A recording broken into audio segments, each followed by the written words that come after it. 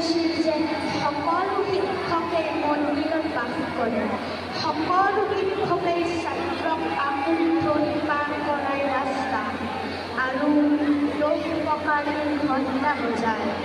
অ আ শিকায়, ক খ শিকায়, মুখস্থ কৰাই নিয়তা, চুটনি দিয়ে শুদ্ধ কৰাই বানা, যাতে আমি ভুল নকৰোঁ, শুদ্ধকৈ লিখিবলৈ নিজৰ নাম আৰু শুদ্ধকৈ মাতিবলৈ আমাৰ ছবি হাজিৰা বহি পঠোৱা চুক্তিপত্ৰত।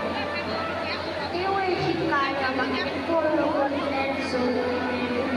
দুইৰ পৰা যোগ কৰিলে তেওঁৱে শিকায় আমাক মূল্য কীৰ্তন ভাষা। তেওঁৱে শিকায় আমাক গোটেই জীৱনটো জয়মতীয় কৰিবলৈ, শুদ্ধ হোৱাৰ পৰা বাচিবলৈ।